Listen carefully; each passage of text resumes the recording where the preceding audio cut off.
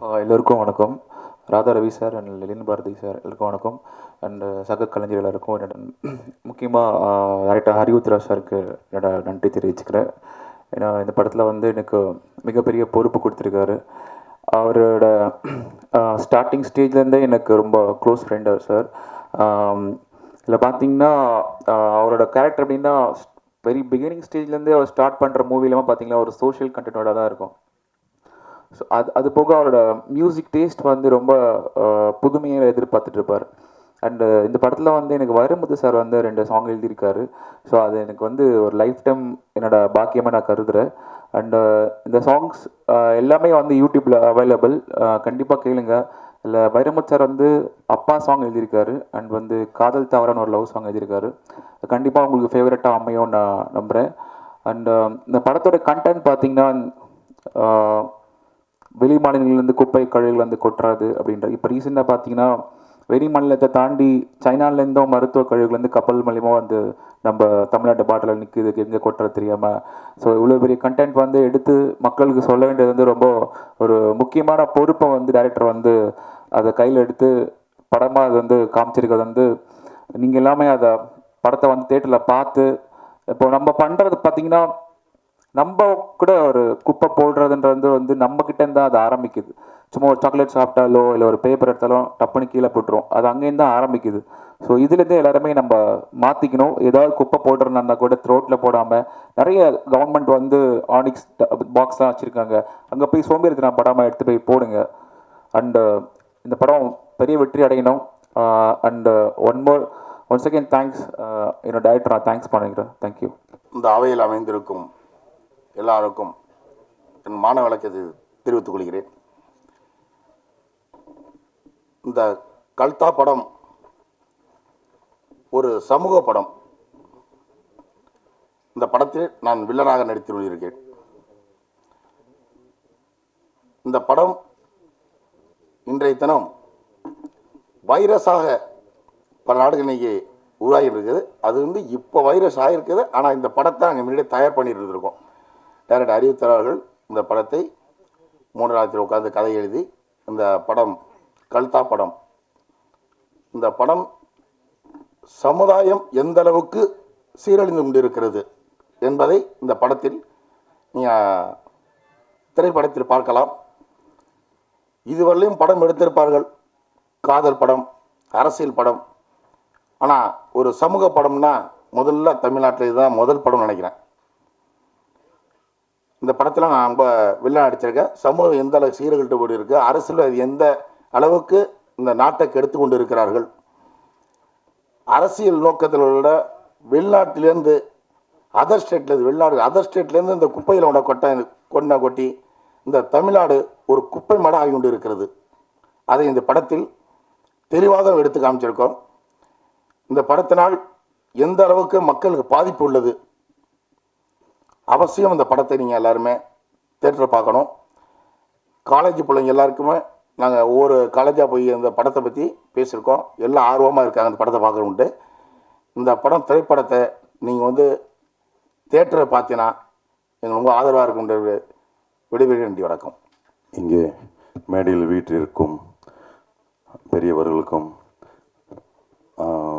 வந்திருக்கும் அனைத்து பத்திரிகை நண்பர்களுக்கும், டெக்னீஷியன்ஸுக்கும், என் உடன் ஊழியம் செய்யும் அனைத்து கலைஞர்களுக்கும், இந்த படத்தில் வாய்ப்பு தந்த அன்பு இயக்குனர் தம்பி ஹரிவுத்ரா அவர்களுக்கும் என்னுடைய மாலை வணக்கங்களை உரித்தாக்கிக் கொள்கிறேன். இன்றைய தினத்தில் நாம் இங்கே கூடியிருப்பது இந்த படத்தினுடைய இசை வெளியீட்டு விழாவிற்கு. இந்த இசை வெளியீட்டு விழாவிற்கு மெயினான காரணமான மியூசிக் டைரக்டர் அவர்களுக்கு நான் வாழ்த்து சொல்லிக்கொள்கிறேன். இந்த படத்தில் நான் மறுபடியும் சொல்கிறது ஒரே விஷயந்தான், கண்ணான கண்ணுக்குள்ளே காற்று வழி நுழைஞ்சவளே. இந்த பாட்டு சூப்பர் ஹிட் கண்டிப்பாக ஆகும். ஹரிவுத்ரா, நான் இது வரைக்கும் எப்படியும் ஒரு 100 தடவை சொல்லியிருப்பேன், கண்டிப்பாக அந்த பாட்டு வந்து சூப்பர் ஹிட் ஆகும். ரெண்டாவது, இதில் இந்த படத்தை பற்றி இன்னும் நிறைய விஷயங்கள் வந்து அண்ணன் சொல்லிட்டாங்க, எல்லா விஷயமும். அதனால் இத்தோடு என்னுடைய உரையை முடிக்கிறேன். நன்றி, வணக்கம். இந்த படம் உண்மையிலே எல்லாம் இப்போ பார்த்துருப்பீங்க. ஒரு அருமையான சோஷியல் கண்டென்ட் உள்ள படம். நிறைய விஷயங்கள் சோஷியல் மெசேஜை பற்றி நிறையா பேர் எடுத்திருக்காங்க.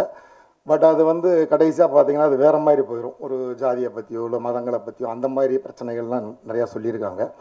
இது ஆக்சுவலாக ஒரு குப்பை கழிவுகள், மருத்துவ கழிவுகள் ஒரு கிராமத்தில் கொட்டும் பொழுது பாரபட்சமின்றி அவங்க அஃபெக்ட் ஆவாங்க. அது ஜாதி பார்த்தோ மதம் பார்த்தோ யாருக்கு உடல்நிலை சரியாக போகிறதில்ல. எல்லாருக்கும் பொதுவான ஒரு விஷயம். அந்த விஷயத்தை கையாண்டிருக்கிறார் டைரக்டர் ஹரி உத்ரா சார். அதனால் ஏற்படுற சில அதாவது அரசியல்வாதிகள் அதில் என்ன பண்ணுறாங்க, அதை எதிர்க்கும் இளைஞர்களுக்கு என்ன நடக்குது, அது ரொம்ப தெளிவாக இந்த படத்தில் அவர் சொல்லியிருக்காரு. நானும் ஒரு சின்ன கேரக்டர் இதில் பண்ணியிருக்கேன். இதில் இசையமைப்பு வந்து ஜெய்கிருஷ் சார். பாட்டை பார்த்துருப்பீங்க, உங்களுக்கு எல்லாருக்குமே நல்லா பிடிச்சிருக்கும்.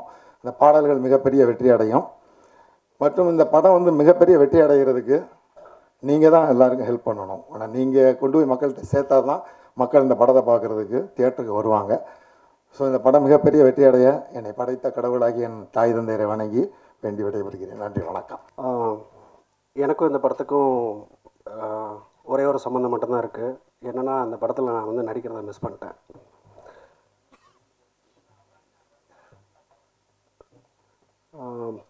சின்ன சின்ன படங்களில் ஒரு 2-3 கேரக்டர்ஸ் ரோல்லாம் பண்ணியிருக்கேன். ஒரு படம் இணை தயாரிப்பாளராக ஒர்க் பண்ணியிருக்கேன். இப்போ ஒரு படமும் தயாரிச்சிருக்கேன்.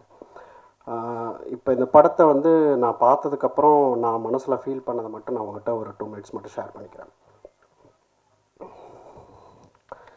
பொய்களால் புதைந்திருக்கும் இந்த உடலும் உண்மைகள் ஒளிந்திருக்கும் நம் மனமும் இரண்டும் என்று வெளியே தெரியுதோ அன்னைக்கு ஒரு நாள் ஆபத்து தான். நாட்டில் திருடுறவங்க, நாட்டை திருடுறவங்க இவங்க எல்லாம் உல்லாசமாக இருக்காங்க. நல்லவங்க எல்லாம் மன உளைச்சலோடு வாழ்கிறாங்க. இதுக்கு பேர் தான் இந்த வாழ்க்கைன்னா அந்த அரசியலை நம்மளும் பழகுவோம் அப்படின்னு நினைக்கிறது மிக மிக தவறு. அதைத்தான் இந்த படம் வந்து நான் பார்த்த வரைக்கும் சொல்லியிருக்கு.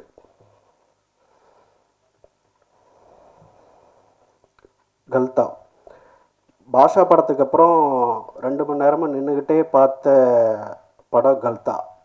எனக்கு அந்த பாக்கியம் கிடச்சிருக்கு. அதில் நான் ரொம்ப வந்து பெருமைப்படுறேன் வெளியில் சொல்கிறதுக்கு.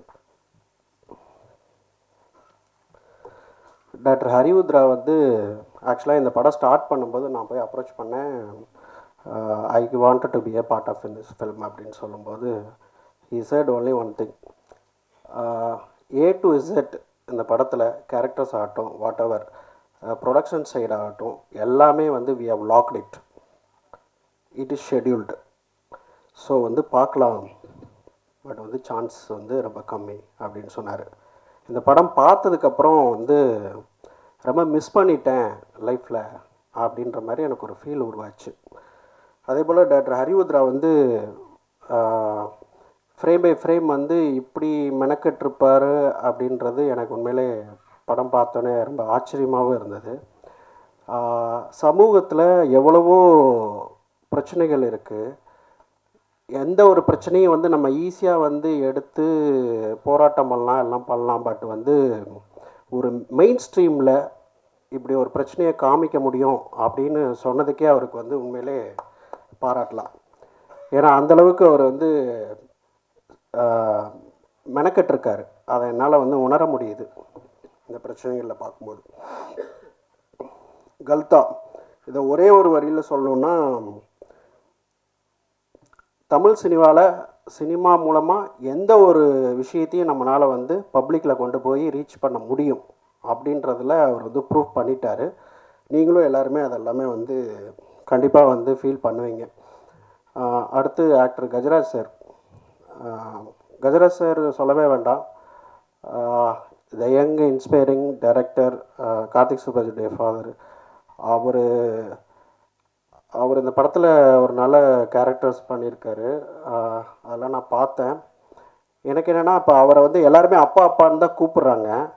அவருக்கு மட்டும் அப்பா இல்லை. இப்போ வந்து எப்படின்னா, எல்லா அசிஸ்டன்ட் டைரக்டர், எல்லா கோஆர்டினேட்டருமே இப்போ வந்து they all calling him like அப்பா ஒன்லி. அந்தளவுக்கு அவர் வந்து எந்த ஒரு விஷயத்தையும் வந்து டெடிக்கேட்டடாக வந்து ஒர்க் பண்ணுறாரு, ஹேண்டில் பண்ணுறாருன்றதில் உண்மையிலே ரொம்ப பெருமையாக இருக்குது. இந்த படத்தில் வந்து அதே போல் அப்பா ஒரு முறை பேசுப்பான்னு ஒரு பாட்டு இருக்குது. அதை நீங்கள் எல்லோரும் வந்து இந்த இடத்துல போட்டு காமிக்கலை, நீங்கள் இம்மிடியட்டாக கேளுங்க. கேட்டிங்கன்னா 100% from the age group of 6 to 80 டெஃபினட்டாக அவங்க அப்பா வந்து அந்த பாட்டு முடியும் போது உங்கள் கண்ணில் வந்து நிற்பார். அதை நீங்கள் வந்து believe and mark my words, நீங்களே நாளைக்கு கேட்பீங்க. இது வரைக்கும் அந்த பாட்டு இங்கே ப்ளே பண்ணலை, பட் யூடியூப்பில் இருக்கும், நீங்கள் வந்து கேளுங்க.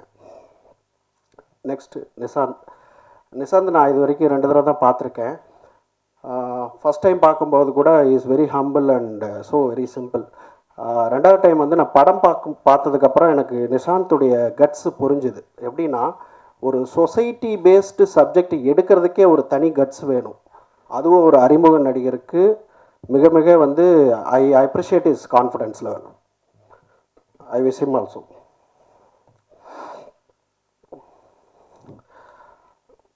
கடைசியாக எல்லாருக்கும் ஒரே ஒரு ரெக்வஸ்ட் தான். இந்த படத்தை வந்து ஊடக நண்பர்கள் வந்து கண்டிப்பாக வந்து ஒரு நல்ல முறையில் கொண்டு போய் பப்ளிக்கில் ரீச் பண்ண வைக்கணும்னு சொல்லி நான் ரெக்வஸ்ட் பண்ணி கேட்டுக்கிறேன். வாழ்வதும் வீழ்வதும் ஒரு முறை தான் வாழ்க்கையில், ஆனால் வீழும் முன் நமக்கு பிடித்த மாதிரி வாழ்க்கையை வாழ்ந்தால் மட்டுமே நம் வரலாறு பேசும். தேங்க்யூ.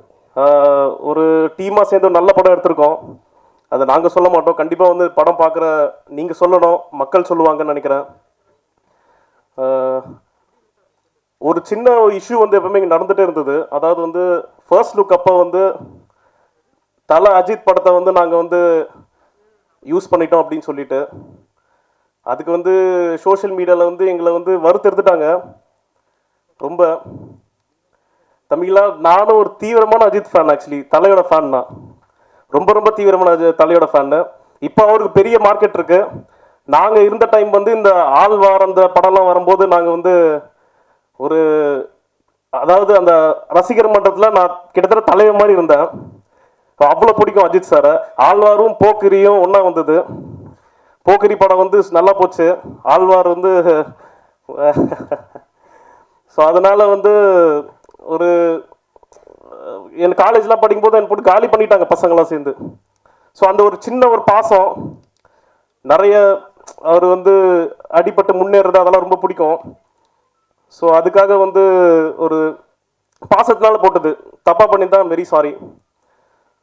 ஸோ இதுதான். So thank you. கண்டிப்பாக வந்து உங்களுக்கு பிடிக்கும்னு நினைக்கிற படம். ராதா ரவி சார் சொன்ன மாதிரி எங்கள் வீட்டில் செக்யூரிட்டிலாம் உட்காந்து தான் இருக்காங்க, வைக்கிறது கிடையாது. 5 வட்டி 10 வட்டிக்கெலாம் சேர்த்து தான் பணம் எடுக்கணும், நிறைய பணம் போட்டு எடுக்கிறோம்.